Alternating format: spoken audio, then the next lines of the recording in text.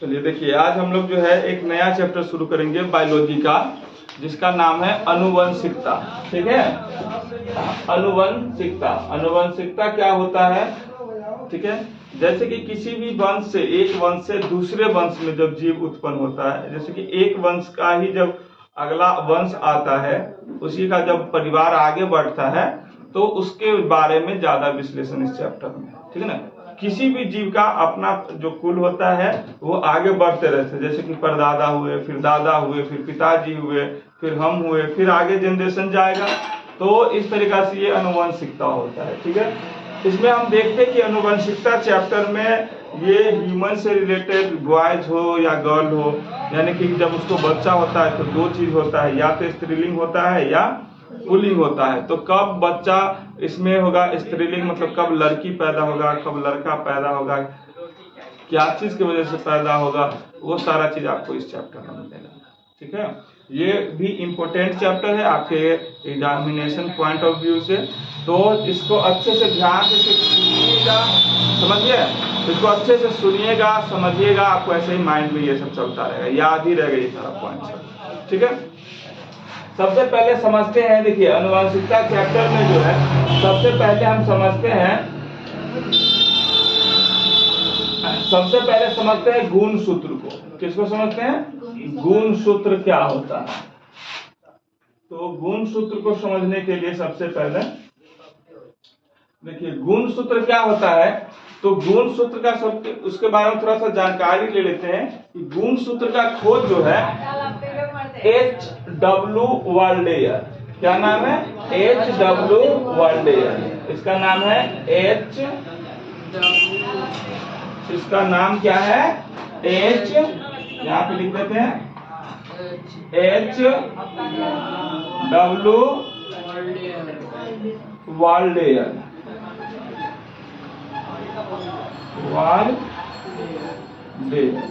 ठीक है, H.W.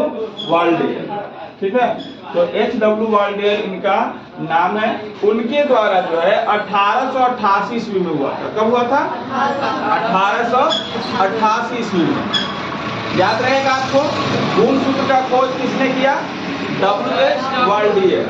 किसने किया था? H.W. वाल्डेयर, है ना? हाँ, H.W. वाल्डेयर ने कब खोज किया? 1888 ईस्वी में। गुण सूत्र का खोज कब किया गया? 1888 में। किसने किया? H.W. वाल्डेयर ने। किसने किया? H.W. वाल्डेयर ने। देखिए, कोशिका विभाजन के समय, किसके समय? कोशिका विभाजन के समय क्रोमैटिन छोटे व मोटे धागे के रूप में एकत्रित हो जाता है। छोटे मोटे धागे के रूप में कौन एकत्रित हो जाता है? क्रोमैटिन। कौन? क्रोमैटिन। किसके समय? कोशिका विभाजन के समय। तो कोशिका अलग अलग पार्ट में टूटता होता है, कोशिका विभाजन होता है, तो क्रोमैटिन, कौन? क्रोमैटिन छोटे मोटे धागे के रूप में एकत्रित हो जाता है। क्या हो जाता है? छोटे मोटे धागे के रूप में एकत्रित हो जाता है, तब उसे गुण सूत्र कहते हैं। तब उसे क्या कहते हैं? गुण सूत्र कहते हैं। याद रहेगा, जब कोशिका विभाजन के समय जब क्रोमैटिन छोटे मोटे धागे के रूप में टूट करके एकत्रित हो जाता है, नहीं, छोटे मोटे धागे के रूप में क्या हो जाता है? एकत्रित हो जाता है, तो उसे क्या कहते हैं? गुण सूत्र कहते हैं। क्या कहते हैं? गुण सूत्र। अब देखिए, गुण सूत्र जो होता है लगभग सब पेयर में पाया जाता है। पेयर का मतलब जोड़ा में, समझ गए ना? किसी भी जीव में गुण सूत्र जो होता है जोड़ी के रूप में पाया। जोड़ी का मतलब समझते हैं, जैसे कि हम लोग चप्पल पहनते हैं, दोनों पैरों में पहनता है, एक जोड़ा चप्पल हो गया, नहीं हो गया? जोड़ा का मतलब दो होता है, पेयर का मतलब कितना होता है? दो। पेयर का मतलब कितना होगा? दो। तो दो, तो इसलिए देखिए गुण सूत्र जो होता है, हर जीव में गुण सूत्र का संख्या पेयर के रूप में भी अलग अलग होता है। अलग अलग जीव होता है, उसमें गुण सूत्र भी की संख्या, गुण सूत्र की संख्या भी अलग अलग होता है। जैसे कि अगर हम बात करें बारी बारी से, तो देखिए यहाँ पे है कबूतर। क्या है? कबूतर। तो कबूतर में जो है 40 जोड़ा, 40 जोड़ा बोले तो कितना हो गया? 80। कितना हो गया? 80 गुण सूत्र पाया जाता है। तो ऑब्जेक्टिव में आपको पूछ सकता है कि कबूतर में पाए जाने वाले गुण सूत्र की संख्या, अगर सीधा रहेगा 80 तो 80 और 40 जोड़ा, तो ऊपर लिखा रहेगा, जोड़ा में रहेगा तो कितना जोड़ा हो जाएगा? 40 जोड़ा। और सिर्फ संख्या पूछ देगा तो कितना हो जाएगा? 80 हो जाएगा, नहीं हो जाएगा? तो कबूतर में गुणसूत्र की संख्या 80। ये कुत्ता में गुणसूत्र का संख्या 39 जोड़ा। यहाँ पे देखिए जोड़ा में लिखा हुआ है, क्या है? 39 जोड़ा। 39 जोड़ा का मतलब कितना हो गया? कितना हो गया? 78। 39 जोड़ा का मतलब 78। घोड़ा में कितना जोड़ा? 32 जोड़ा। 32 जोड़ा, इसका मतलब उसमें कितना है? 64 है ना? अच्छा, आलू, चिंपांजी, तंबाकू।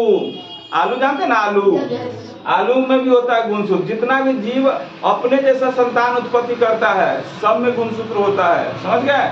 तो आलू, चिंपांजी, तंबाकू, इसमें कितना जोड़ा? 24 जोड़ा। तो 24 जोड़ा का मतलब कितना हो गया? 48। नहीं, अच्छा, मनुष्य मतलब मानव, इंसान में कितना जोड़ा? 23 जोड़ा। 23 जोड़ा का मतलब कितना गुणसूत्र? 46। कितना गुणसूत्र हो गया? 46। याद रखा, ये सबसे ज्यादा क्वेश्चन आता है एग्जाम में। मनुष्य में पाए जाने वाले गुणसूत्रों की संख्या कितना हो जाएगा? 46। या जोड़ा में पूछेगा तो 23 जोड़ा। ठीक है। गेहूं 21 जोड़ा मतलब 42। चूहा कितना? 20 जोड़ा यानी कि 40। बिल्ली 19 जोड़ा यानी कि 38। मेढक 13 जोड़ा यानी कि 26। टमाटर 12 जोड़ा यानी कि 24। ये क्या है? गुणसूत्र का संख्या सब है कि नहीं? देखिए मक्का कितना है? 10 जोड़ा। 10 जोड़ा मतलब 20। प्याज 8 जोड़ा मतलब 16। मटर 7 जोड़ा मतलब 14। और मक्खी 6 जोड़ा यानी कि 12। तो ये जो कुल मिला करके है सभी जीवों में गुणसूत्रों की संख्या जो होता है पेयर के रूप में, जोड़ा के रूप में पाया जाता है। किसके रूप में पाया जाता है? जोड़ा के रूप में पाया जाता है। समझ गए? कोई कंफ्यूजन है? गुणसूत्र क्या होता है कि विभाजन के समय जब क्रोमैटिन छोटे मोटे धागे के रूप में एकत्रित हो जाता है तो उसे ही क्या कहा जाता है? गुणसूत्र कहा जाता है। समझ गए ना? कोई कंफ्यूजन है? गुणसूत्र का खोज सबसे पहले किसने किया था? H.W. वाल्डेयर ने। किसने किया था? H.W. वाल्डेयर ने। कब किया था? 1888 ईस्वी में। कोई कंफ्यूजन है गुणसूत्र में? चलिए अब देखिए गुणसूत्र में क्या होता है कि गुणसूत्र जब भी रहता है तो वो हमेशा जोड़े के रूप में रहता है। अभी बताया ना आपको, गुणसूत्र जब भी रहता है वो क्या चीज में रहता है? जोड़ा के रूप में रहता है, पेयर के रूप में रहता है। समझ गए ना? 2 का 1 जोड़ा कहलाता है। और फुट में नहीं रहता है। फुट का मतलब अनपेयर्ड में नहीं रहता है। जैसे कि 9 गो नहीं होगा, 7 गो नहीं होगा, 5 गो नहीं होगा। समझ गए ना? जोड़ा लगना चाहिए। तो कभी गुणसूत्र का एक विशेषता हो गया कि गुणसूत्र हमेशा क्या चीज में रहता है? जोड़ा में रहता है। गुणसूत्र क्या चीज में रहता है? जोड़ा में रहता है, फुट में नहीं रहता। फुट का मतलब अलग नहीं रहता। मनुष्य में 22 जोड़ा क्रोमोसोम समान रहता है। यानी कि जो मनुष्य में टोटल कितना जोड़ा गुणसूत्र होता है? 23 जोड़ा। टोटल कितना होता है? मनुष्य में 23 जोड़ा गुणसूत्र होता है, जिसमें से 22 जोड़ा जो होता है वो क्रोमोसोम एक के जैसा रहता है। वो सब सेम दिखता है, सब कुछ सेम रहता है। 22 जोड़ा बोले तो 44 को गुणसूत्र। 46 को टोटल होता है। 46 को में से 44 को गुणसूत्र जो होता है, जो क्रोमोसोम जिसका नाम है, क्या नाम है? क्रोमोसोम नाम है गुणसूत्र का। तो वो एक समान रहता है, एक जैसा रहता है। ठीक है। देखिए जो क्रोमोसोम समान रहता है उसे ऑटोसोम कहते हैं। जो क्रोमोसोम समान रहता है उसको क्या कहते हैं? ऑटोसोम। याद रहेगा ना? जो क्रोमोसोम समान रहता है उसे क्या कहते हैं? ऑटोसोम। उसके बाद मनुष्य में अंतिम जोड़ा क्रोमोसोम यानी कि 23वां जोड़ा। 22 जोड़ा तो एक समान होता है कि नहीं? उसको ऑटोसोम कहते हैं। और जो 23वां जोड़ा, लास्ट वाला जोड़ा जो होता है क्रोमोसोम, वो भिन्न होता है, मतलब अलग होता है। और उस क्रोमोसोम को सेक्स क्रोमोसोम कहते हैं। क्या कहते हैं? Sex chromosome. उस 23वां वाला जोड़ा को क्या कहा जाता है? Sex chromosome. याद रहेगा? तो टोटल जो है मनुष्य में कितना जोड़ा क्रोमोसोम? 23 जोड़ा। 23 जोड़ा में 22 जोड़ा क्रोमोसोम क्या होता है? एक समान रहता है, जिसका नाम क्या है? ऑटोसोम। जिसका नाम क्या है? ऑटोसोम। और 23वां जोड़ा यानी कि अंतिम जोड़ा जो होता है वो 22 जोड़ा से क्या होता है? अलग होता है, यानी कि भिन्न होता है। उसका नाम क्या होता है? Sex chromosome. क्या होता है? Sex chromosome. और जो क्रोमोसोम होता है तो नर होता है और मादा होता है। स्त्री यानी पुरुष, यानी कि नर मतलब होता है क्या चीज? पुरुष, जेंट्स। तो पुरुष क्रोमोसोम जो होता है, नर क्रोमोसोम XY के रूप में रहता है। किसके रूप में रहता है? XY। याद रहेगा, नर क्रोमोसोम किस रूप में रहता है? 23वां जोड़ा वाला XY के रूप में। और मादा क्रोमोसोम यानी कि महिला क्रोमोसोम किस रूप में रहता है? XX। याद रहेगा, नर क्रोमोसोम किस क्या चीज के रूप में रहता है? XY। और मादा क्रोमोसोम XX। याद रहेगा, ये कैमा जोड़ा वाला है? लास्ट जोड़ा वाला है, 23 जोड़ा। पुरुषों में भी 23 जोड़ा, तो 22 जोड़ा तो एक के जैसा रहेगा। 23वां जोड़ा इसका रहता है XY के रूप में। और मादा क्रोमोसोम भी 22 को तो एक के जैसा रहेगा 22 जोड़ा तक। 23वां जोड़ा जो है वो किस रूप में रहेगा?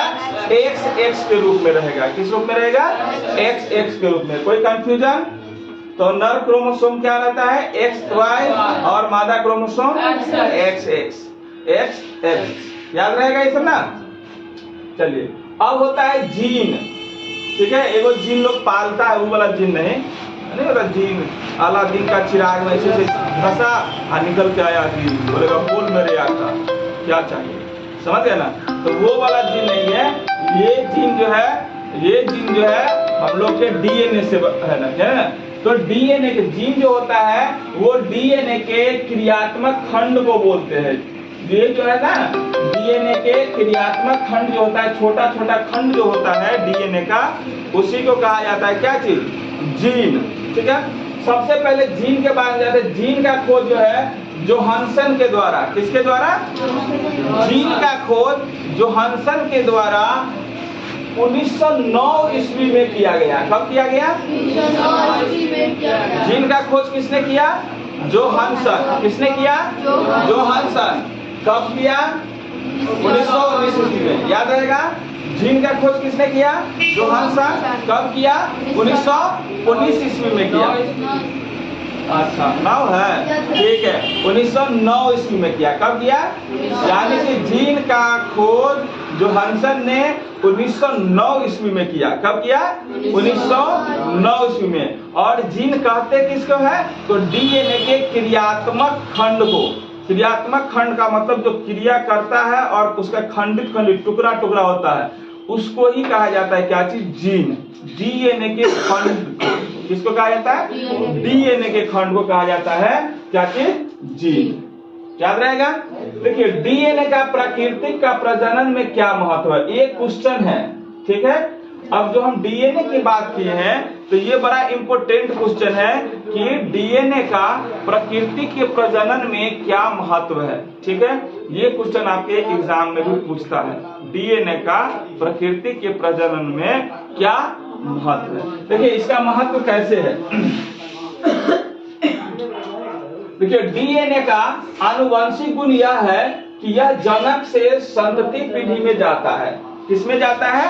जनक से संतति पीढ़ी। जनक का मतलब जो माता पिता होता है, उससे उस DNA का जो प्रवाह होता है वो उसके बच्चों में होता है। किसमें होता है? जो माता पिता का DNA होता है। जैसे कि हम बताते ना, जैसे कि आप किसके बेटा हैं, इसका पहचान आप कैसे करिएगा? आपका इसका पहचान क्या है कि आप फलाने आदमी का, बोलते ना पिता का नाम हमरे ये है कि नहीं? तो आपके पिता जो हैं, तो कैसे हम मान ले कि आप ही के पिता हैं? इसका क्या प्रूफ है? आधार कार्ड बनाने से? आधार कार्ड से तो हम किसी का किसी नाम करवा लेंगे, लिखवा लेंगे। करवा सकते हैं कि नहीं करवा सकते? तो हो जाएगा मेरा पिता वो? नहीं। तो हम कैसे पहचानेंगे कि यही आदमी मेरा पिता है? क्या इसका प्रूफ है? तो उसका प्रूफ जो होता है, अब साइंटिफिकली हम लोग निकालते हैं, वो DNA से पता चल जाता है। किससे पता चल जाता है? DNA से। जब आप लैब में रिसर्च करवाएगा दोनों का, क्योंकि DNA तो होता है जो सब में होता है DNA, तो उसके जो पिता है, जो जनक है, जो उसको उत्पन्न किया है, उसको जन्म दिया है, उसके DNA को और उस बच्चे के DNA को मैच करवाता है। ठीक है ना, और दोनों का डीएनए सेम मिल जाता है, तो पता चल जाता है कि ये फलाने आदमी का ही बेटा है।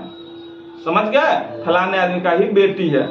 तो अब आपको पता हो गया कि प्रूफ के रूप में हम क्या दे सकते हैं कि हम किसका बेटा है किसका बेटी है, तो वो उसका लिए हम क्या पहचान बता सकते हैं, किसके माध्यम से हम पता लगा सकते हैं, डीएनए के माध्यम से। किसके माध्यम से पता लगाएंगे, डीएनए के।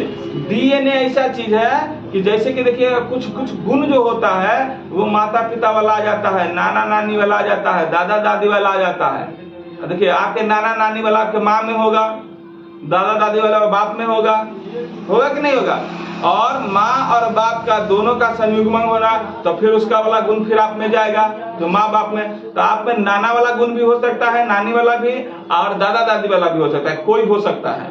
लेकिन आपके बाप में किसका वाला रहेगा, आपके दादा वाला ही रहेगा, आपके नाना वाला नहीं चला जाएगा। समझ गए ना कहने का मतलब। तो आप में दोनों में से किसी का आ सकता है, किसी का भी तो आप देखिएगा कि चेहरा का मुठान हो, थोड़ा सा बात करने का शैली हो, रहन सहन हो, तो किसी न किसी के जैसा आपका मैच करता रहेगा। समझ गए ना। कई आदमी चेहरा देखता है लगता है फलाना का बेटा है, चेहरा देख नहीं बता देता है, बता देता है कि नहीं बताता। चाल चलन देखते कहता है साफ बाप पे गया है, एकदम बापू से बदतर है, नहीं बोलता है। तो कहने का मतलब उसी के जैसा जो है वो रिएक्ट नहीं करना शुरू होता है, मतारी के जैसे, सेम टू सेम मतारी के जैसे है कि नहीं। बोली वचन सब होने हैं, झगड़िया तेने हैं। समझ गया ना। तो कहने का मतलब क्या होता है, ये डीएनए की वजह से होता है। किस वजह से होता है, डीएनए। तो याद रहेगा। तो डीएनए क्या होता है, डीएनए जो होता है वो आनुवांशिक गुण है, एक नेचर है, स्वभाव है, जो कहां से संतति पीढ़ी में जाता है, कहां से, जनक से, जो उसके माता पिता होते हैं उससे उसके बच्चों में जाता है। ठीक है। और जनन की जो मूल घटना डीएनए की प्रकृति बनाने के लिए कोशिकाएं विभिन्न रासायनिक क्रियाएं का उपयोग करती है। जो डीएनए का जो घटना, जो डीएनए की प्रकृति बनाने के लिए, उसका जो नेचर बनाने के लिए कोशिका विभिन्न क्या करता है, रासायनिक क्रियाओं का उपयोग करता है। कोशिका क्या करता है, विभिन्न रासायनिक क्रियाओं का प्रयोग करता है। साथ में जनन कोशिका में डीएनए की दो प्रकृतियां बनती है। जनन कोशिका में डीएनए की कितनी प्रकृतियां बनती है, दो प्रकृतियां बनती है, तथा एक दूसरे से अलग होना आवश्यक है, एक दूसरे से अलग होना आवश्यक है। और डीएनए की प्रकृति बनते समय दूसरी कोशिका संरचना का सृजन करती है। अब डीएनए क्या करता है, थोड़ा थोड़ा डिफरेंट भी करता है। अगर मान लीजिए कि अगर डीएनए सेम हो जाएगा, अगर सब कुछ मतलब कि जो हमारा फेशियल एक्सप्रेशन है, चेहरा है, बनावट है, वो अगर सेम हो जाएगा। मान लीजिए कि मेरा चेहरा मेरे पिताजी से मिलेगा, फिर मेरे बेटा का चेहरा उससे मिलेगा। अब मान लीजिए पिताजी के 3 गो बेटा हुए, तो 3 गो बेटा का सब का चेहरा एक के जैसा मिलेगा, पता नहीं चलेगा कौन बड़ का है कौन छोट का है। और उसका बेटा होगा फिर उसी के जैसा होगा, उसका बेटा होगा, पता नहीं चलेगा कौन किसका बाप है कौन किसका बेटा है, पता चलेगा। इस तरीका से धीरे धीरे इसका वंशज फैलेगा, तो पता चलेगा पूरा गांव ही एक जैसा हो गया, पता नहीं चलेगा कौन किसका बाप है कौन किसका बेटा है, पता चलेगा। तो इसीलिए डीएनए का एक और काम है कि वो क्या करता है, थोड़ा सा अलग करता है सबको। समझ गए ना। अतः एक कोशिका विभाजित होकर कोशिकाएं बनाती है, और इस प्रकार डीएनए का जनन प्रक्रिया में महत्व है। इसी प्रकार से हम कह सकते हैं कि डीएनए का महत्व है किसके प्रक्रिया में, जनन की प्रक्रिया में। समझ गए। डीएनए का महत्व है कि वो संतति को एक दूसरे से भिन्न बना देता है। जैसे कि बच्चा होता है तो थोड़ा सा उसके रूप रंग रेखा जो है क्या कर देता है, अलग कर देता है। ठीक है। कोई कंफ्यूजन, कोई कंफ्यूजन है ये सब। तो डीएनए के क्या हो गया, जनन में डीएनए का जनन की प्रक्रिया में क्या महत्व है, समझ में आ गया। अब नेक्स्ट क्वेश्चन है, अनैच्छिक क्रिया तथा प्रतिवर्ती क्रिया एक दूसरे से कैसे भिन्न है। ठीक है। अनैच्छिक क्रिया, अनैच्छिक का मतलब जो आपके इच्छा के बिना हो जाता है, समझ गए ना। और प्रतिवर्ती क्रिया, इस दोनों में क्या विभिन्नता है, ये दोनों एक दूसरे से कैसे भिन्न है। दोनों एक ही जैसा होता है लेकिन फिर भी कुछ अलग है। ठीक है। अब देखिए कैसे अलग है। तो प्रतिवर्ती क्रियाएं जो होता है बाहरी संवेदनाओं के अंतर में तुरंत अपने आप हो जाता है। कौन सा क्रिया? प्रतिवर्ती क्रिया।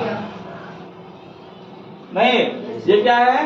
बाहरी क्रिया संवेदनाओं के अंतर में तुरंत और अपने आप हो जाता है। जैसे कि हम आंख का डोलना, आंख का देखिए आईलिड, ये अपने आप हो जाता है, तुरंत हो जाता है। नहीं, अब ऐसे देखते रहते अपने आप गिर जाता है, नहीं गिर जाता है। तो ये क्या होता है? तुरंत होता है और अपने आप होता है।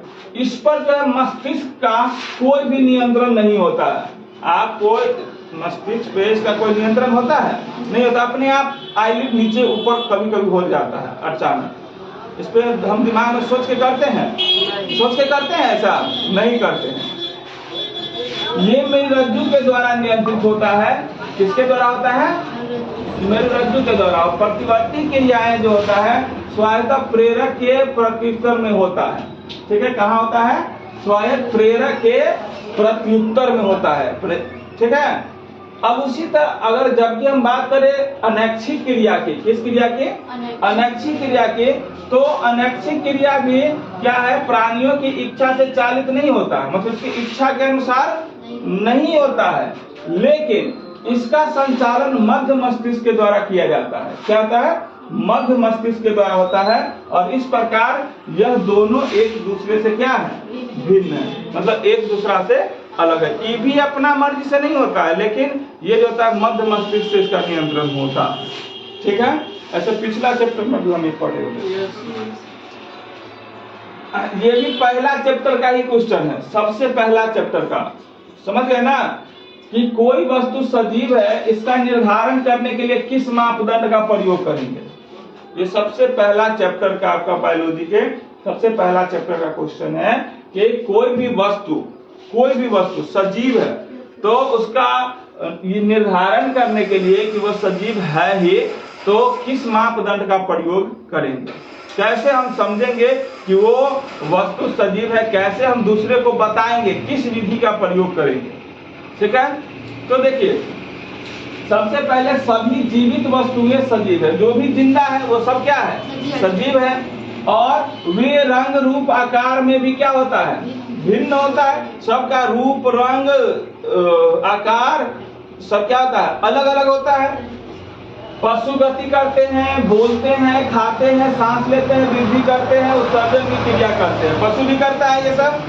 पौधे भी सजीव है, क्योंकि इनमें क्या होता है? वृद्धि होता है, शोषण होता है, प्रकाश संश्लेषण द्वारा ये भी भोजन तैयार करता है कि नहीं करता है? ये ऑक्सीजन का उत्पादन करता है, कार्बन डाइऑक्साइड लेता है। अति सूक्ष्म स्तर पर होने वाली इनकी गतियां दिखाई नहीं देती है, बल्कि हो सकता है कुछ जो सूक्ष्म स्तर पर ये अपना काम करता है, गति करता है, वो हम लोग को दिखाई नहीं दे। लेकिन अतः सजीव में अंतर्नविक गति होती है, अंतरान्विक गति होती है। कौन सा गति होती है? अंतरान्विक गति होती है। और जीव द्रव्य मौजूद होते हैं। क्या होते हैं? जीव द्रव्य मौजूद होते हैं। इन सारी क्रियाओं को देख करके हम पता लगा सकते हैं कि कोई भी वस्तु सजीव है या नहीं। हम बच्चे थे, धीरे धीरे बड़ा हो रहा है, लग रहा है वृद्धि कर रहा है, खा रहे हैं, पी रहे हैं, चल रहा है, बोल रहा है, समझ जाएंगे सजीव है। नहीं, कोई वस्तु ठीक है नहीं बोल रहा है, पेड़ पौधा नहीं बोल रहा है, लेकिन वो भी वृद्धि कर रहा है, बढ़ रहा है, हरिया रहा है, हरियाली उसमें भी होता है, लगता है कभी सूखता है। नहीं, तो इससे हम पता लगा सकते कि नहीं ये भी सजीव ही था या है कि नहीं? सूख गया तो था, है तो है, जिंदा है तो है। तो इन्हीं सारे मापदंडों के आधार पे हम सजीवों का निर्धारण कर सकते हैं। कोई कंफ्यूजन? सजीव कोई वस्तु है कि नहीं हम पता लगा सकते हैं कि नहीं लगा सकते? सबसे बड़ा प्रमुख लक्षण जो है सजीव का जो प्रमुख लक्षण है वो सबसे बड़ा है क्या? कि सजीव का सबसे प्रमुख लक्षण है कि अपने समान जीव की उत्पत्ति करना। सजीव का सबसे प्रमुख लक्षण क्या है? कि अपने समान जीव को उत्पन्न करना। यानी कि अगर कोई भी व्यक्ति मनुष्य है तो उसका बच्चा मनुष्य ही होगा, कुत्ता है का बच्चा कुत्ता होगा, बिल्ली का बच्चा है वो बिल्ली ये बनेगा। तो सेम अपने ही जैसा वो क्या करेगा? अपने ही कुल को आगे बढ़ाएगा, अपने जैसा संतान को उत्पत्ति करेगा। कोई कंफ्यूजन है इसमें? याद रहेगा ना? सजीव का सबसे बड़ा लक्षण क्या है? कि वो अपने जैसे जीव को उत्पन्न करता है, अपने ही जैसा जीव को उत्पन्न करता है। अब देखिए प्लाज्मा, ध्यान से देखिए प्लाज्मा क्या होता है। तो सबसे पहले ध्यान रखिए प्लाज्मा जो होता है, प्लाज्मा वो रुधिर में, रुधिर को बोले तो रक्त, खून, ब्लड, ठीक है ना, रुधिर में उपस्थित एक तरल माध्यम होता है। क्या होता है? तरल माध्यम होता है जो भोजन एवं नाइट्रोजन पदार्थ, नाइट्रोजनी पदार्थ का क्या करता है? वहन करता है। क्या करता है? तो प्लाज्मा का काम क्या है कि वो रुधिर में यानी कि ब्लड में उपस्थित है कि नहीं, क्या होता है? एक तरल माध्यम है, नहीं एक तरल माध्यम है जो क्या करता है? भोजन और नाइट्रोजनी पदार्थ का वहन करता है कि नहीं। प्लाज्मा यानी कि प्लाज्मा, अभी देखे होइएगा जब कोरोना काल आया था, है कि नहीं, तो लोग ब्लड डोनेशन में क्या था? प्लाज्मा थेरेपी मेथड अप्लाई किया था। प्लाज्मा थेरेपी में क्या होता था कि जो ब्लड जो डोनेट करता था लोग, तो जो कोरोना से जीत के आता था, नहीं उसके बॉडी में इम्यूनिटी ज्यादा, इम्यूनिटी पावर बढ़ाने के लिए क्या करता था? उसका ब्लड लेता था और उसके ब्लड में से प्लाज्मा निकाल लेता था। यही प्लाज्मा था। यही प्लाज्मा निकाल करके जिसमें कोरोना है उसके बॉडी में डाला जाता था। समझ गए ना, ताकि उसका भी इम्यूनिटी पावर बूस्ट हो, इम्यूनिटी बूस्ट हो, कोरोना से लड़ने की क्षमता उसके बॉडी में ज्यादा आएगी। समझ में आ गया? कोई कंफ्यूजन है? तो प्लाज्मा क्या होता है? रुधिर में उपस्थित एक तरल माध्यम होता है जो भोजन एवं नाइट्रोजनी पदार्थ का क्या करता है? वहन करता है। ठीक है, एक शॉर्ट तो कभी कभी आपके एग्जाम में पूछ देता है, ईसीजी का फुल फॉर्म लिखे। ईसीजी का पूरा नाम क्या होता है? ईसीजी का पूरा नाम तो याद रखिएगा, इलेक्ट्रोकार्डियोग्राफ। क्या होता है? इलेक्ट्रोकार्डियोग्राफ। ईसीजी का पूरा नाम इलेक्ट्रोकार्डियोग्राफ। इलेक्ट्रोकार्डियोग्राफ। ईसीजी का पूरा नाम इलेक्ट्रोकार्डियोग्राफ। ठीक है। अब देखिए अनुवंशिक में सबसे अब बात करते हैं मेंडल। अब ये आपको पूछता है एग्जाम में, मस्ट इंपोर्टेंट है, इसको समझिए थोड़ा सा अच्छे से, ध्यान से दिमाग में सेट करके रखिएगा।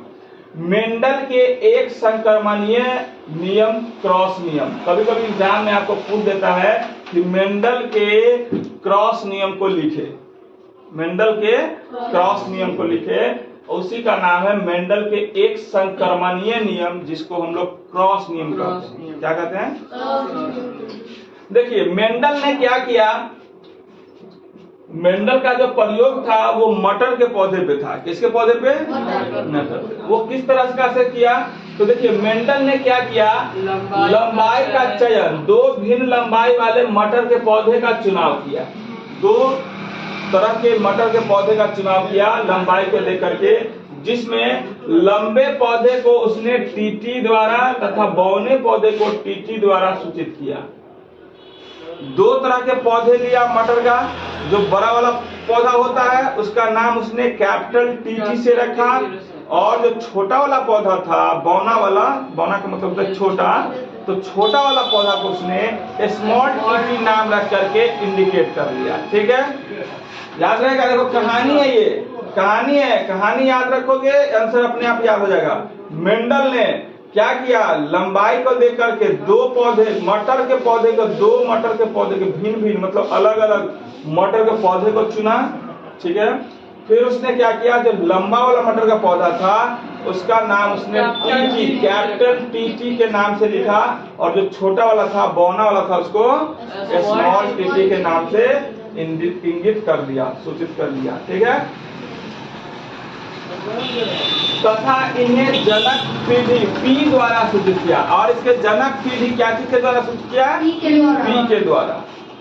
अब इस पी को आपस में कृत्रिम परागण कराए, जिसके फलस्वरूप F1 पीढ़ी पौधा का निर्माण हुआ। फिर उसने क्या किया, कृत्रिम परागण। कृत्रिम परागण का मतलब होता है कि वो अपने से उसको क्या किया, परागण करवाया। परागण का मतलब होता है पौधों में जो फूल होता है परागण से क्रिया होता है, तब एक से पौधा फल से दूसरा फल बनता है, समझ गए ना। तभी दूसरा से तीसरा, तीसरा से चौथा बनता है। तो वो होता है किसमें, फूल फल सब में, ठीक है। तो वो खुद से करवाया। कृत्रिम का मतलब होता है साइंटिफिकली तरीका से, ठीक है ना। तो उसने कराया, तो उसके फलस्वरूप F1 पीढ़ी का पौधा का निर्माण हुआ। किस पीढ़ी का हुआ, F1 पीढ़ी का। और इस F1 पीढ़ी में सारे के सारे पौधे संकर, संकर का मतलब हाइब्रिड, संकर का मतलब भोला बाबा शंकर नहीं है। देखो शंकर जी है ना भोला बाबा वाला, वो वाला शंकर नहीं। ये शंकर का मतलब होता है हाइब्रिड, दोगला नस्ल जिसको बोलते हैं। हाइब्रिड का मतलब होता है दोगला नस्ल का। तो संकर लंबे पौधे प्राप्त हुए, ठीक है। लंबेपन गुण प्रभावी होने के कारण दिखाई दिया, और लंबापन जो है प्रभावी गुण हुआ, जब लंबा हुआ तो उसको दिखाई दिया, कारण दिखाई दिया। जबकि बौने पौधे का गुण अप्रभावी होने के कारण दिखाई नहीं दिया। अब इस F1 पीढ़ी को आपस में जब स्वपरागण किया गया, तो जिसके फलस्वरूप F2 पीढ़ी का निर्माण हो गया, ठीक है। फिर जब F1 पीढ़ी के पौधे को फिर से स्वपरागण करवाया अपने से कृत्रिम, तो F2 पीढ़ी का पौधा बन गया। अब इस पीढ़ी में 75% पौधे तो लंबे हुए, 75% पौधे लंबे हुए, लेकिन 25% पौधा जो है वो क्या हो गया, बौना हो गया। इसका मतलब जो है जब वो दोनों को स्वपरागण करवाया, तो 75%, अगर 100 में से 75 का पौधा लंबा लंबा हुआ और 25 का पौधा जो है छोटा हुआ।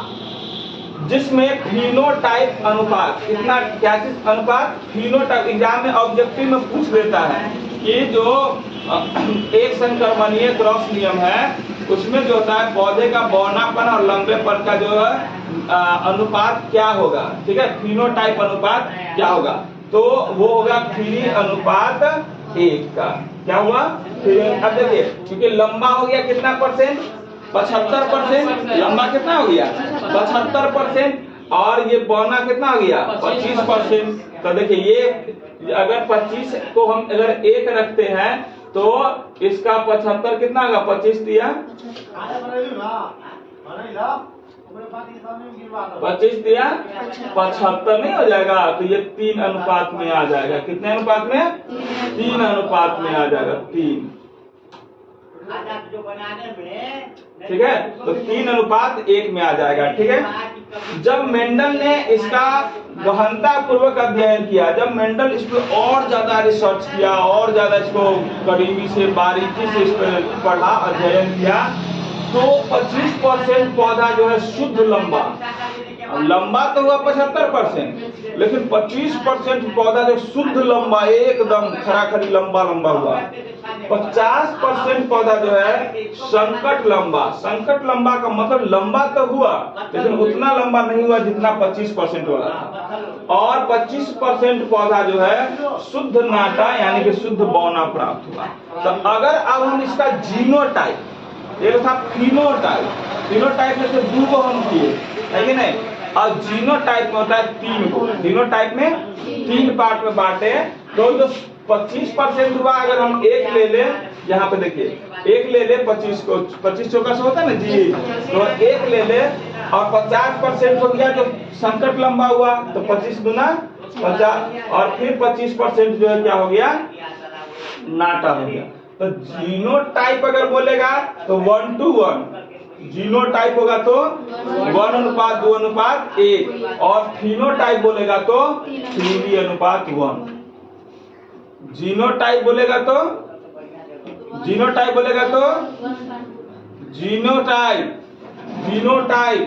1:1, जीनोटाइप 1:1, और फिनोटाइप 3:1। जीनोटाइप 1:1, फिनोटाइप 3:1, ठीक है, का पौधा हुआ। और मेंडल के प्रथम नियम को पृथक्करण नियम कहते हैं। और मेंडल का जो ये पहला नियम है, उसको क्या कहा जाता है, पृथक्करण नियम।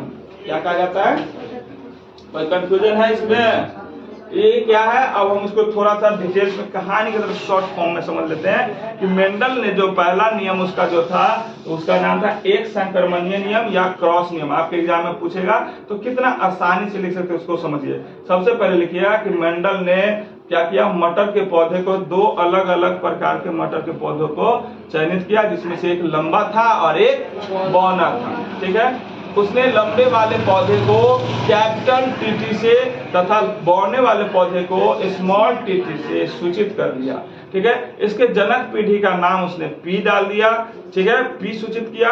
साथ में जब उसने क्या किया, दोनों को आपस में संयुग्मन करवाया, यानी कि जब इसे F1 पीढ़ी के पौधे को, इसका जो है क्या हुआ, टीटी वाले पौधे को, उसको जब क्या किया उसने कृत्रिम, इसको आपस में कृत्रिम परागण कराया तो F1 पीढ़ी का पौधा प्राप्त हुआ। F1 पीढ़ी में क्या देखा गया कि सारा पौधा जो है वो लंबा लंबा था। ठीक है, और फिर इसमें क्या हुआ कि जबकि कुछ जो है प्रभावी गुण, जो लंबा ज्यादा हुआ F1 पीढ़ी वाला, तो उसको लंबा जल्दी दिखा तो उसको प्रभावी गुण दिखाई दिया, बौना वाला था उसको प्रभावी गुण दिखाई नहीं। तो इसके तरह से जो है F2 पीढ़ी का भी पौधा का निर्माण, इस तरह से हम देखा गया कि F1 पीढ़ी में 75% जो है, ठीक है, तो जब F2 पीढ़ी जब बना फिर तो F2 पीढ़ी में 75% पौधा जो है एकदम लंबा लंबा और 25% जो है वो क्या हो गया, बौना हो गया। तो इसका जब हम अनुपात निकालेंगे तो इसको बोलते हैं फिनोटाइप। क्या बोलते हैं, फिनोटाइप। 75-25 अनुपात निकालेंगे तो 3:1 आएगा।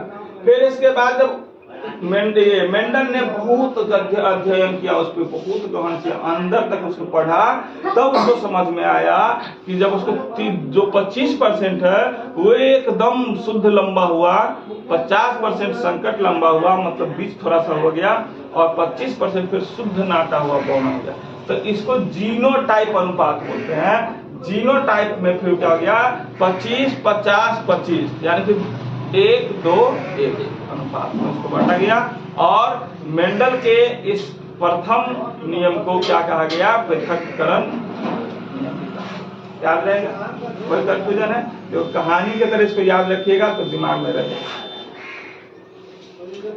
अब देखिए, इसी को हम अगर समझे डायग्राम के माध्यम से, ठीक है, तो सबसे पहले जो लंबा वाला पौधा था, समझ गए, लंबा वाला पौधा जो था, लंबा वाला पौधा को मेंडल ने क्या नाम रखा था, टीटी, है कि नहीं, और जो बौना वाला था उसका क्या नाम रखा था, स्मॉल टीटी। जब इस दोनों को क्या कराया गया, स्वपरागन कराया गया, मतलब स्वपरागन नहीं, परागन करवाया गया, तो कृत्रिम परागन, कृत्रिम मतलब साइंटिफिकली तौर पर परागन किया गया, तो उसको क्या हुआ, वो जो टीटी के रूप में आया। किसमें आया, क्योंकि एक जोड़ा होता है ना गुणसूत्र, इसीलिए गुणसूत्र का नाम लिखा हुआ है। बड़ा वाला का नाम टीटी रख दिया, छोटा वाला का स्मॉल टीटी। तो इसमें क्या है, इसको कहा गया संकर लंबा। ठीक है, तो ये सबसे पहले बना F1 पीढ़ी का, ठीक है ना, F1 नाम दिया इसको। और जब फिर इसको स्वपरागन कराया तो इसमें क्या मिला था, जब पहला वाला कराया गया तो इसमें 75% जो था वो क्या था, और 25 था, नहीं 75 और 25, यानी कि 75% जो है वो लंबा वाला था और 25% जो था वो बौना था। फिर इसको जब स्वपरागन कराया गया, मतलब फिर से इसको दोबारा परागन कराया गया, तो उसका नाम F2 रखा गया। तो इसमें देखा गया क्या कि शुद्ध लंबा जो बना वो कितना %, 25%, नहीं, फिर इसमें जो बना वो संकट लंबा बना, वो कितना, 50%, कितना %, 50%, और फिर शुद्ध बौना जो बना वो कितना, 25%। ठीक है, इसको एक और वेन डायग्राम के माध्यम से समझ सकते हैं थोड़ा सा इस तरीका से, अगर आपको थोड़ा समझ में आ जाएगा कि कैसे इसका संयुग्मन हुआ। कि जैसे कि देखिए, इधर टीटी हो गया तो इसके दोनों का किया तो टीटी बना, समझ गए ना, फिर इसका इससे करवाए तो ये टीटी बना, फिर इसका इससे करवाए तो ये टीटी बना, समझ गए ना, और फिर इसका इससे करवाएंगे तो ये पूरा टीटी बना। कोई कंफ्यूजन? तो ये दोनों सेम सेम दिख रहा है, तो ये 25 25 50 हो गया और शुद्ध बना हो गया 25। तो कुल मिला करके जो है 25 50 25 यानी कि 1 to 1% क्या हो गया, जीनोटाइप अनुपात हो गया। कोई कंफ्यूजन? इसी तरीका से मेंडल का ये द्विसंकरणीय क्रॉस नियम है। द्विसंकरणीय क्रॉस नियम, जिससे पहला नियम था एक संकरणीय और यह है दूसरा संकरणीय। इसमें क्या किया मेंडल ने कि दो चुनाव किया। इसमें पहला जोड़ी गोल तथा दूसरा जोड़ी पीला बीज के रूप में किया। मेंडल के द्विसंकरणीय में उसने क्या किया, दो चुनाव किया, जिसमें पहला जोड़ी गोल तथा पीला बीज। किस तरीका का बीज? गोल तथा पीला बीज, जिसे RR और YY द्वारा सूचित कर दिया गया। ठीक है। जबकि दूसरा जोड़ी झुर्रीदार तथा हरे बीज लिए। किस तरीका का लिए? दूसरा जोड़ी जो है झुर्रीदार तथा हरे बीज लिया, जिसे स्मॉल RR और YY 10 द्वारा सूचित कर दिया। ठीक है। तथा इसे प्रथम संतति P द्वारा सूचित कर दिया।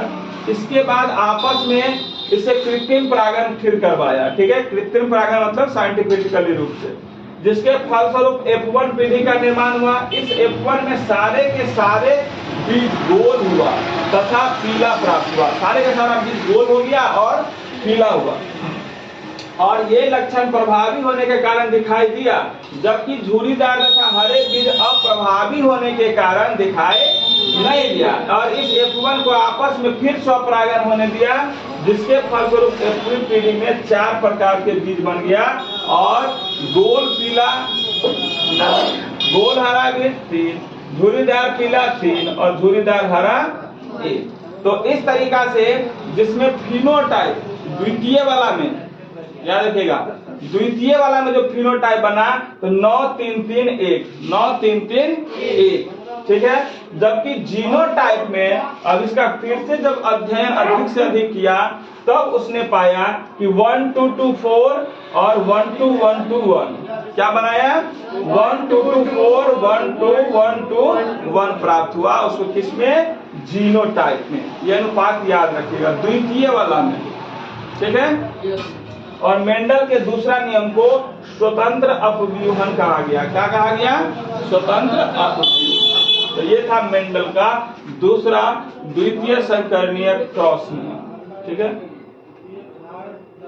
यही था उसका बनाने का तरीका। आप इसको देख सकते हैं कि उसने पहला का नाम जो रखा था RY करके था, है कि नहीं, और छोटा वाला बौना वाला का नाम था RY करके।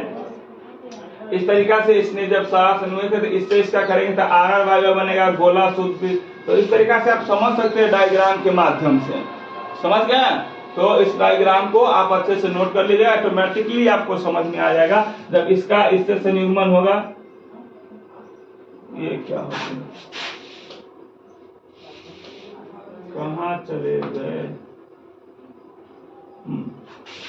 तो इसका इससे करिएगा, फिर इसका इसी से करिएगा, फिर इसी का इससे करिएगा, और फिर उसका इससे करिएगा। जैसे मल्टीप्लाई करते हैं ना, उस तरीका से करिएगा तो ऑटोमेटिकली आपको नाम समझ में आ जाएगा। इसको बढ़िया से आप लोग देख लीजिए और इसको, ठीक है ना, समझ लीजिए। यहाँ से आप इसको अच्छे से नोट कर लीजिएगा, समझ लीजिएगा, तो आपको समझ में आ जाएगा।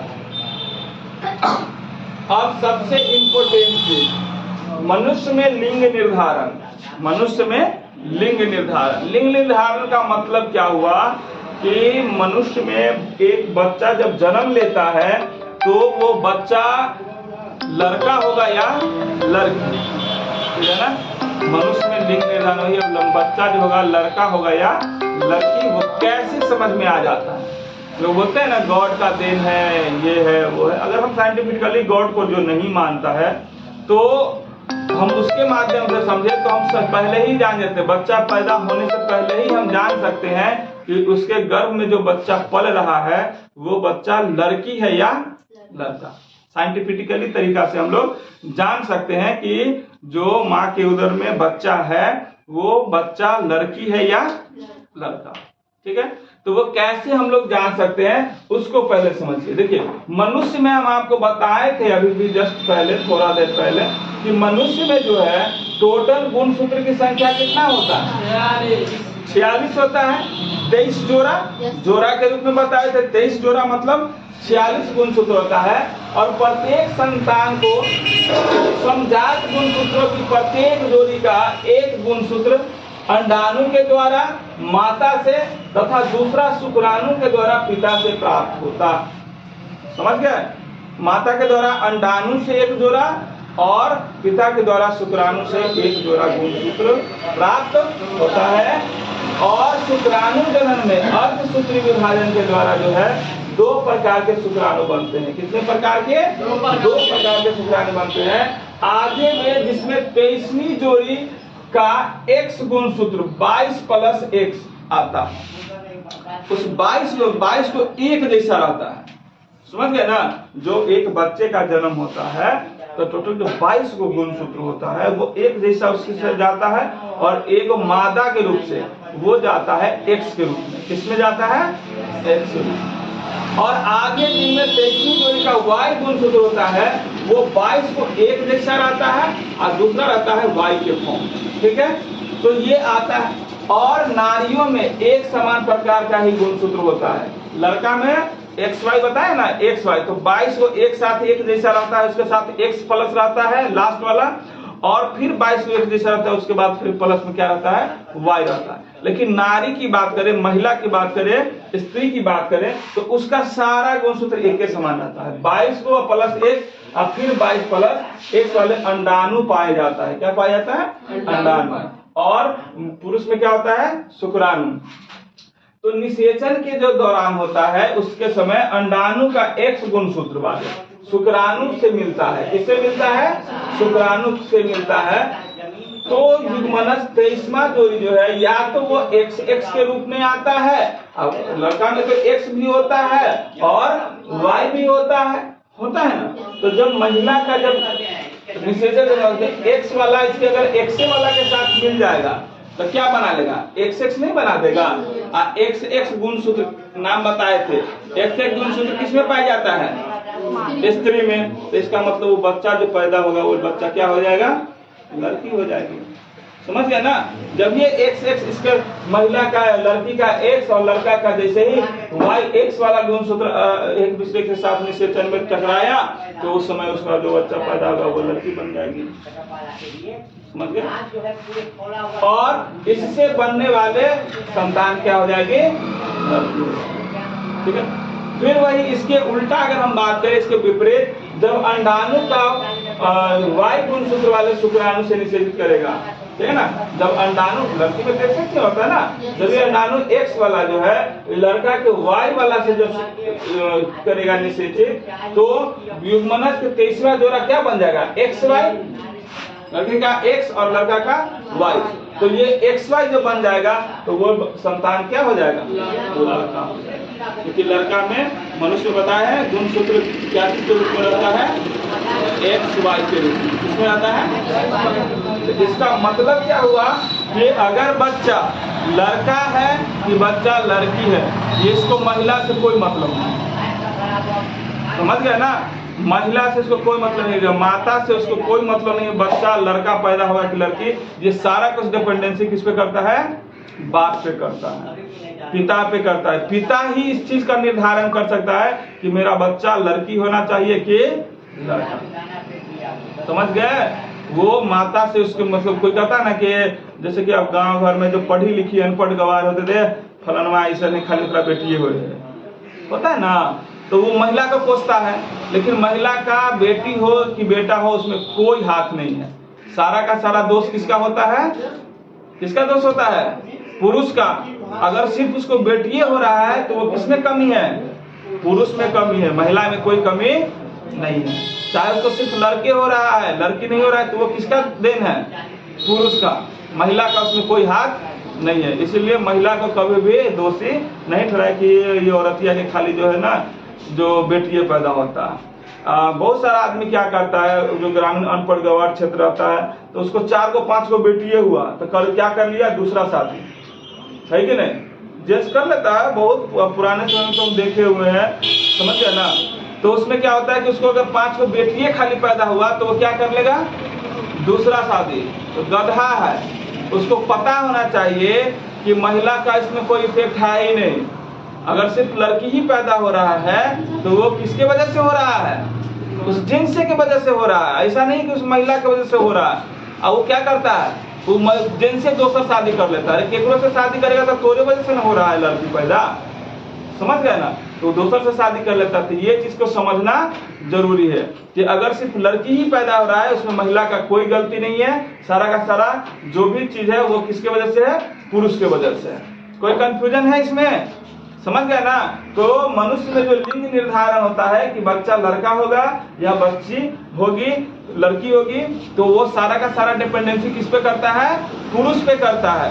जब पुरुष का क्या होता है, देखिए अगर हम डायग्राम के माध्यम से इसको समझे, तो डायग्राम के माध्यम से समझे तो बताए आपको टोटल 46 होता है। पुरुष में भी 46 होता है गुणसूत्र और महिला में भी 46 गुणसूत्र होता है, यानी कि 23 जोड़ा होता है। बताए थे कि 22 जोड़ा गुणसूत्र जो होता है पुरुष में और 22 जोड़ा जो महिला में होता है वो एक के जैसा होता है। बाकी 23वां वाला जोड़ा जो होता है वो पुरुष में XY के फॉर्म में रहता है। किसमें रहता है? XY के रूप में रहता है। और महिला में जो होता है वो किस रूप में रहता है? XX के रूप में रहता है। रहता है कि नहीं रहता? 44 को 22 जोड़ा 44 को तो एक जैसा हुआ, इसका भी 44 को एक जैसा हुआ, लेकिन इसका 23वां जोड़ा जो होता है XY के रूप में रहता है और महिला का किस रूप में रहता है? XX के रूप में। तो देखिए अगर हम इसको दो पार्ट में बांट दिए तब 22 प्लस एगो X हटा दिए और 22 प्लस एगो Y हटा दिए, समझ में आ गया? और महिला के लिए भी इसमें तो दोनों X है, तो 22 प्लस X एगो आ गया और फिर 22 प्लस X एगो आ गया। कोई कंफ्यूजन है इसमें? अब देखिए, अब क्या किए, मान लीजिए कि एगो पुरुष है, ठीक है, एक पुरुष है और फिर मान लेते हैं एगो क्या है, ये महिला है, ठीक है। तो अब क्या किया कि पुरुष का जो है X गुणसूत्र, कौन सा? X गुणसूत्र जो है इस महिला के X वाला से ही संयुग्मन कर दिया। किससे कर दिया? X वाला से। जब पुरुष का निषेचन के दौरान पुरुष का X गुणसूत्र महिला के X वाला गुणसूत्र से जब अटैच कर लिया तो उसका बच्चा क्या बन गया? XX बनाएगा। 44 को तो 22 को सेम ही होता है, तो 44 को तो सेम हो गया, लेकिन 23वां जो बन जाएगा वो क्या बन जाएगा? X और X। तो ये लड़की हो जाएगा कि नहीं हो जाएगा? क्योंकि लड़की का क्या होता है गुणसूत्र? XX होता है, तो ये इसका मतलब बेटी पैदा हो गया इसको। लेकिन वही अगर पुरुष का Y गुणसूत्र वाला संयुग्मन, क्योंकि महिला में तो दोनों सेम होता है, तो महिला के X वाला से जब कर लिया कौन? पुरुष का Y वाला गुणसूत्र, तो ये फिर 22 44 तो सेम ही रहेगा और ये फिर संतान के रूप में क्या दिया? XY, यानी कि ये दिया। समझ गया? तो एक ही से दोनों को किए। अगर हम इससे भी बात करें कि इसका जो है X वाला इसके X वाला से संयुग्मन करेगा तो फिर क्या देगा? लड़की देगा, नहीं देगा? देगा कि नहीं देगा? कोई कंफ्यूजन है? अगर इसका Y वाला का इसके Y वाला से अटैचमेंट किया तो क्या देगा? लड़का देगा। कोई कंफ्यूजन है? यानी कि सिंपल कॉन्सेप्ट समझिए कि जब पुरुष का 23वां जोड़ी वाला X गुणसूत्र महिला के X गुणसूत्र से संयुग्मन करता है तो संतति के रूप में, संतान के रूप में XX यानी कि बच्ची पैदा होता है, लड़की पैदा होता है। और जब पुरुष का 23वां जोड़ा Y गुणसूत्र महिला के X गुणसूत्र से संयुग्मन करता है तो XY बनाता है, जो संतति के रूप में लड़का पैदा होता है। समझ में आ गया? तो लड़का कब पैदा होगा, लड़की कब पैदा होगा? कोई कंफ्यूजन है? नहीं। सारा दोष किसका? पुरुष का। इसलिए 2-4 शादी करना गुनाह है, ठीक है ना? समझ गए ना? अगर सिर्फ नहीं बोलिए कि बेटियां पैदा हुआ तो कहता है दो छोड़ो दोसर शादी कर लेते हैं। देखो बेटा तो चाहिए ना, कम से कम खिलाएगा पिलाएगा कौन? इस दिमाग में चलता है, लेकिन उसको ये नहीं पता है कि सिर्फ लड़की हो रहा है तो उसी के वजह से। तो 4 शादी करेगा तो उसको बेटा पैदा होगा नहीं। अगर होना होगा तो इसी से होगा, होना होगा तो इसी से होगा, नहीं होना होगा तो नहीं होगा, ठीक है। अब है जीवों की उत्पत्ति, ठीक है। तो इसके सिद्धांत में कहा गया कि इस पृथ्वी पर जीवों की उत्पत्ति के संदर्भ में बहुत सारा सिद्धांत दिया गया है, जिसमें हम एक एक करके समझते हैं। देखिए, वर्तमान में जीवों की उत्पत्ति के संदर्भ में जैव विकास को बाद में सिद्धांतों की मान्यता दी जाती है। किसको? जैव विकास को। जिसके अनुसार जीवों का विकास क्रमिक रूप से सरल जीव से जटिल की ओर हुआ। मतलब एक सरल जीव से किसकी ओर हुआ? जटिल। दूसरा है सर्वप्रथम पृथ्वी पर जीव की उत्पत्ति जल से हुई।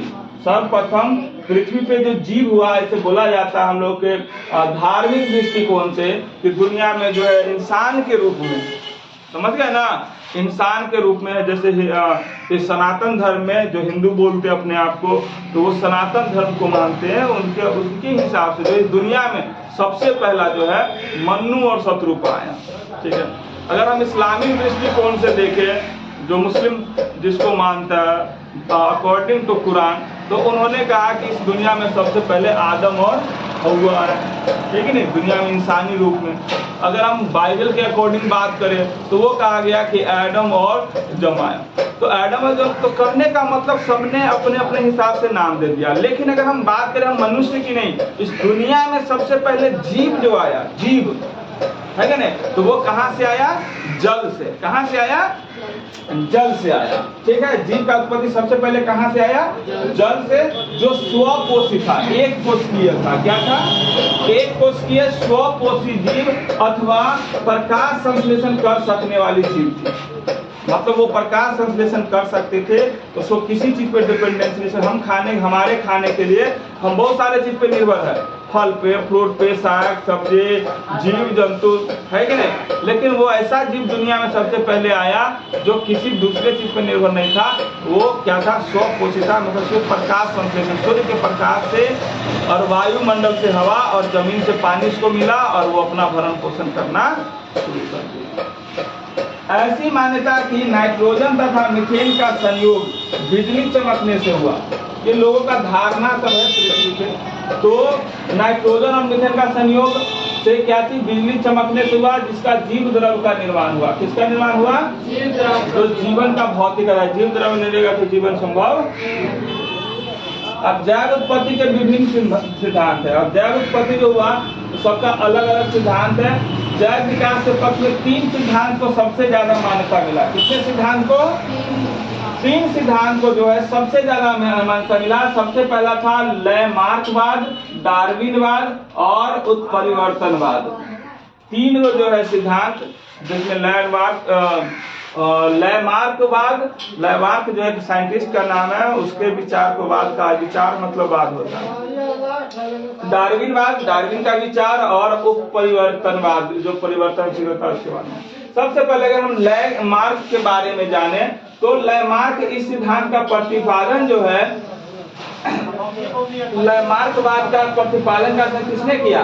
लैमार्क ने, इसके नाम से किया। तो लैमार्क ने, जिसने 1809 ईस्वी में अपनी पुस्तक फिलोसफी ऑफ द जूलॉजी, किताब का नाम क्या था?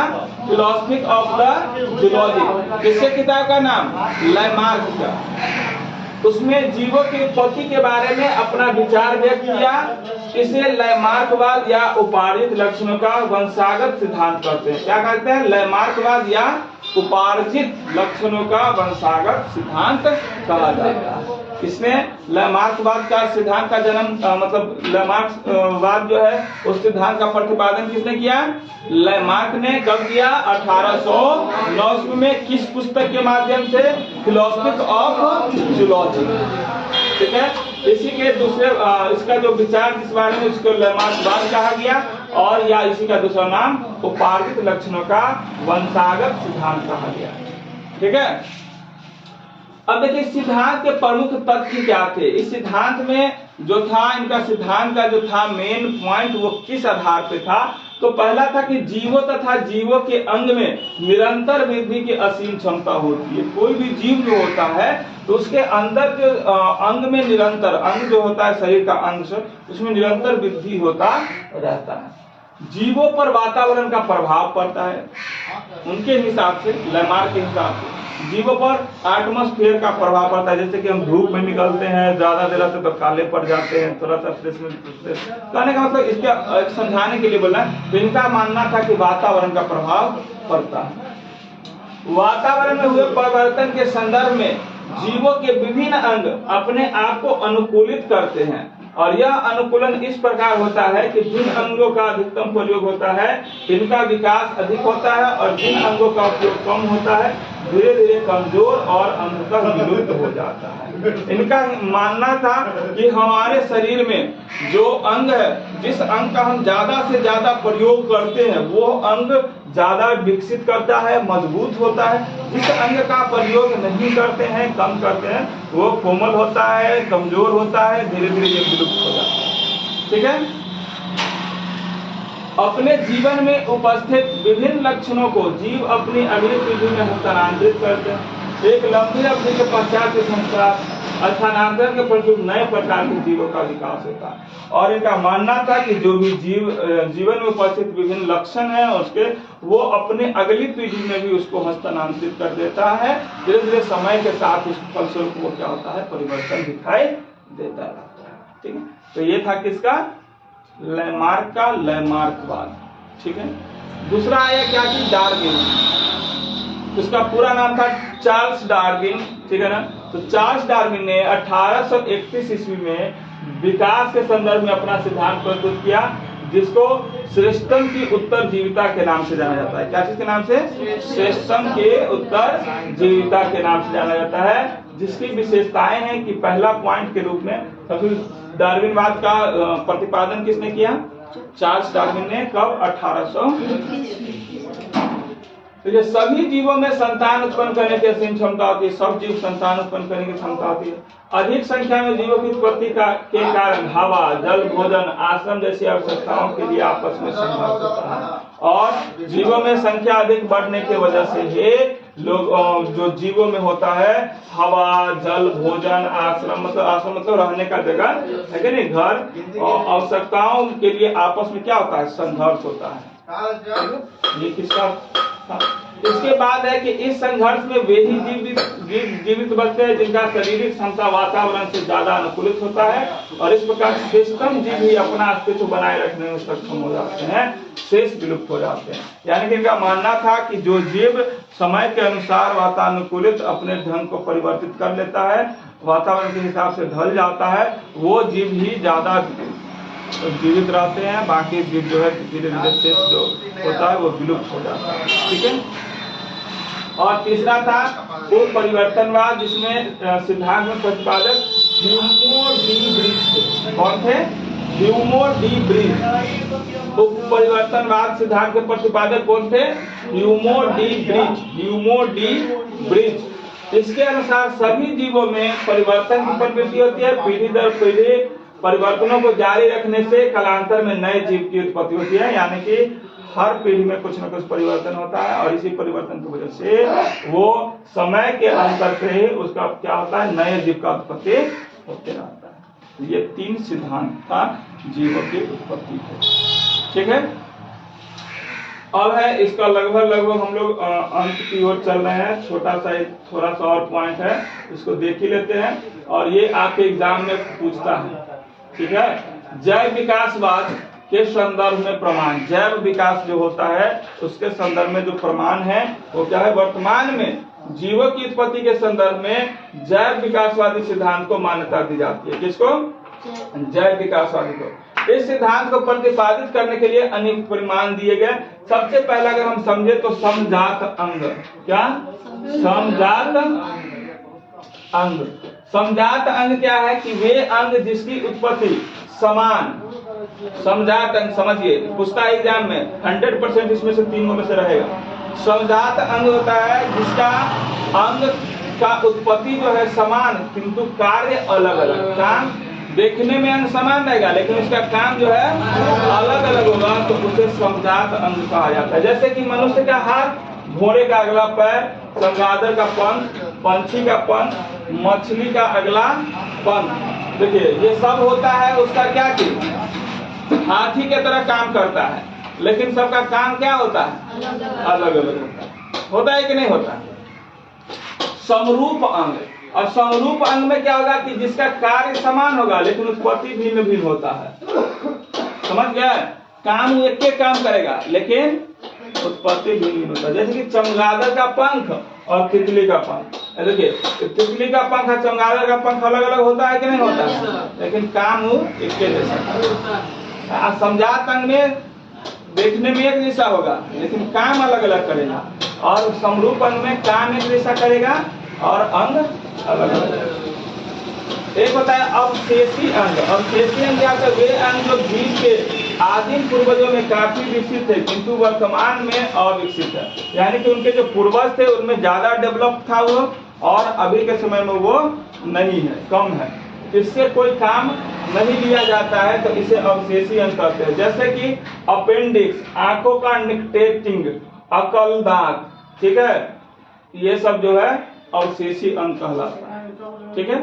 और इस तरीके से वर्तमान में मनुष्य में 100 अवशेषी अंग होते हैं। कितना? 100 अवशेषी अंग होते हैं, जो हमारे पूर्वज में ज्यादा डेवलप था और हम में वो चीज डेवलप नहीं है। तो इस तरीका से जो है आपका ये चैप्टर जो हो गया द इंग हो गया, समझ गए। ये नोट सेक्शन जो है आपका समाप्त हो गया, ठीक है। अब हम लोग आगे जो है इसका कौन सा करेंगे, एनसीईआरटी का जो है क्वेश्चन आंसर कर लेंगे इस चैप्टर का, ठीक है। तो इसमें कोई कंफ्यूजन, ठीक है, तो इसलिए आप लोग इस चैप्टर को अच्छे से ध्यान से, ठीक है ना, पढ़िएगा। आपके पास नोट अवेलेबल है, आप नोट को अच्छे से पढ़िएगा। अब घर पे आराम से कॉपी में लिखिएगा, समझ गए ना, अच्छे से लिखिएगा। आपको देख के लिखने का आदत बनेगा, आपको मतलब क्या बोलते हैं, उसको उच्चारण करने में गलती नहीं होगा, उसको लिखित श्रुति लेख आपका सही होगा, ठीक है।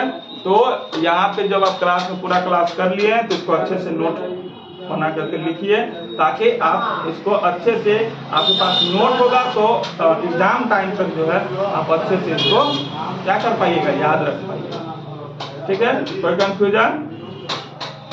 ठीक है, यहीं पर आज का क्लास समाप्त करते हैं। ये आपका जो है सेकेंड लास्ट चैप्टर था वो खत्म हो गया। एक चैप्टर आपका और बचा हुआ है, वो नेक्स्ट डे हम लोग, ठीक है।